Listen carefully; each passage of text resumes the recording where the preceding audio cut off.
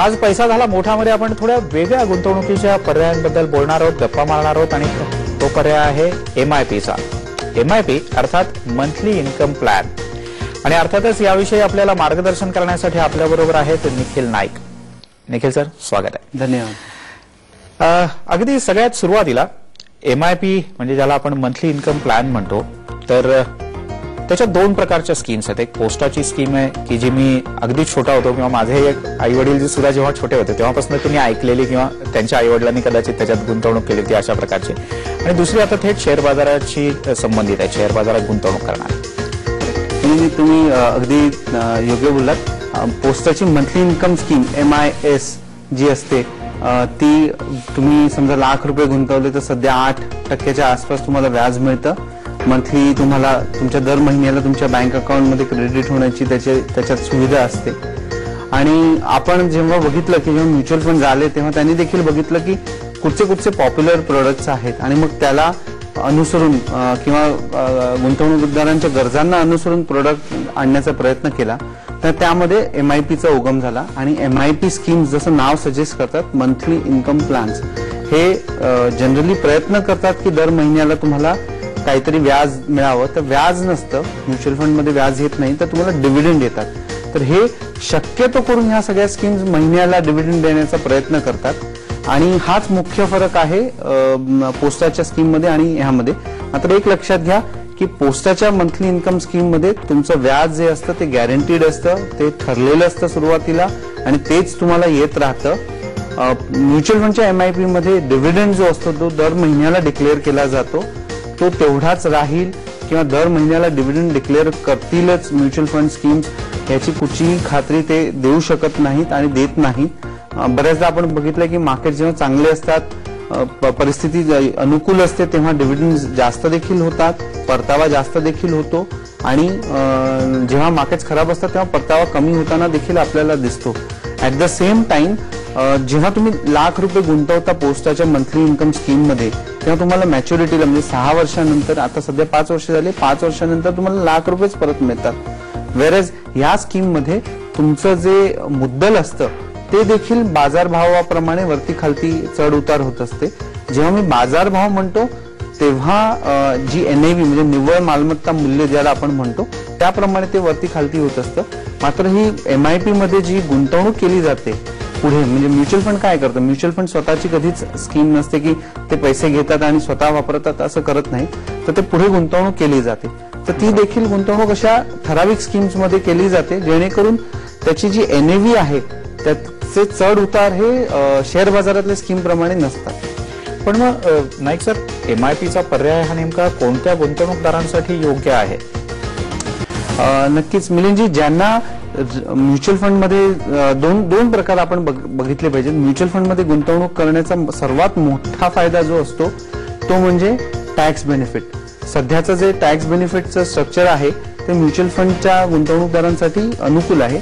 की कसं होतं की डिव्हिडंड जेव्हा म्युच्युअल फंड एखादा देतो स्कीमवरती, तर त्यावरती ते 14% टॅक्स कापून सरकारला भरतात, डिव्हिडंड डिस्ट्रीब्युशन टॅक्स, जेणेकरून जे गुंतवणूकदारांच्या हातामध्ये जो डिव्हिडंड येतो तो पूर्णतः टॅक्स फ्री असतो.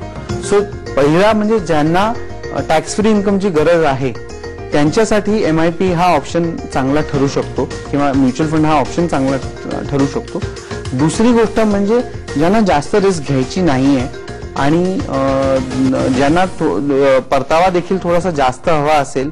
मंथली गोष्ट म्हणजे ज्यांना जास्त रिस्क घ्यायची नाहीये आणि ज्यांना परतावा देखील थोडासा जास्त हवा असेल, मंथली रिटर्न्स ते थोडेफार एक्सपेक्ट करतात, अशा गुंतवणूकदारांसाठी ही स्कीम नक्कीच उपयुक्त ठरू शकते.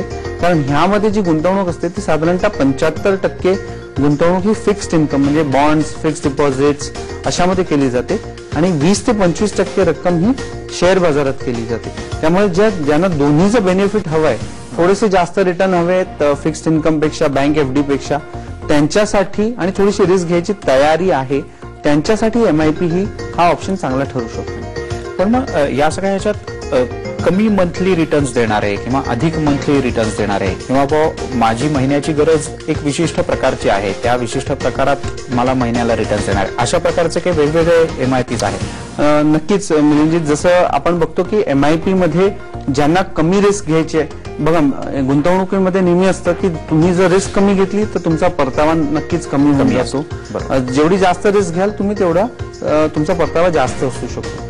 काही स्कीम्स असतात ज्या केवळ 5% रक्कम ही शेअर बाजारात गुंतवतात, 95% फिक्स्ड इन्कम मध्ये गुंतवतात. त्यामुळे काय होतं की त्यांचे रिटर्न्स तेवढे प्रेडिक्टेबल असतात, तेवढे रिटर्न्स देखील तसेच त्याच रेंजमध्ये एका रेंजमध्येच राहतात, ते जास्त रिटर्न्स राहत नाहीत.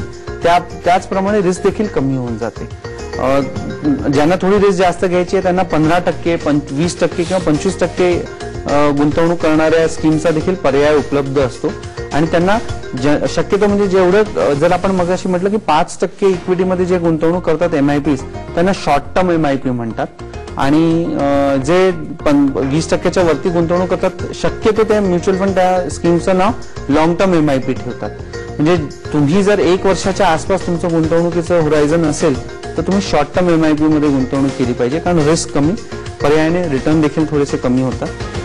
2 ते 3 वर्षाचं तुमचं होरायझन असेल तर तुम्ही लॉंग टर्म MIP मध्ये गुंतवणूक केली पाहिजे, कारण त्यामध्ये इक्विटी मधला म्हणजे शेअर बाजारातला कॉम्पोनंट जास्त असतो, शेअर बाजारातली गुंतवणूक जास्त असते, पर्यायाने रिस्क जास्त असते आणि थोडेसे तुमचे रिटर्न्सचे चान्सेस देखील जास्त असतात. नाईक सर, याच्यामध्ये दुसरीकडे असं आहे की माझं जे उत्पन्न आहे सध्याचं तर ते महिना एक 10 ते 20 हजाराच्या घरात आहे, पण तेच जर का एखाद्याचं 50 ते 70 हजाराच्या घरात असेल तर त्याने कुठल्या वेगळ्या पर्यायांचा आणखीन विचार करा? मिलिंदजी, मला असं वाटतं की उत्पन्न किती आहे पेक्षा मला मंथली इन्कमची गरज आहे का नाही ह्याचा आपण विचार केला पाहिजे.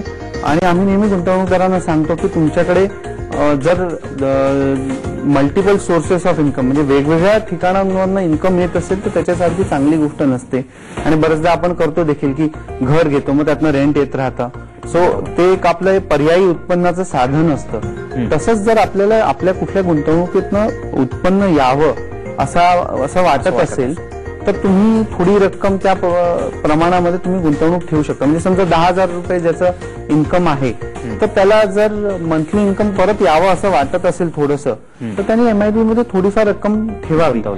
मात्र ह्यामध्ये आपण लक्षात घेतलं पाहिजे की हे सगळे पर्याय जे आहेत, MIP हा पर्याय जर तुम्ही 30 ते 50 ह्या वयोगटात असाल आणि तुम्ही अर्न करत असाल, तुम्ही नोकरी करत असाल, तुमचा बिझनेस असेल तर तुम्ही सर्वप्रथम तुमचं रिटायरमेंट प्लॅनिंग झालंय की नाही बघावं, PPF मधली गुंतवणूक झाली की नाही बघावी, तुमच्या मुलांच्या एज्युकेशन जे लमसम गुंतवणूक तुम्हाला पैसे परत लागतील, बरोबर, जे पैसे वाढत राहतील त्यांच्याकडे जास्त भर द्यावा. कारण ह्यामध्ये काय होतं की ह्यातनं तुम्हाला परतावा सतत येत असल्यामुळे तुम्ही जेव्हा पैसे सारखे तुम्हाला कॅश फ्लो येतोय त्यामुळे तुमची गुंतवणुकीची वाढ देखील त्या प्रमाणात होत नाही, त्या मुद्दल तुमचं तेवढंच राहतं.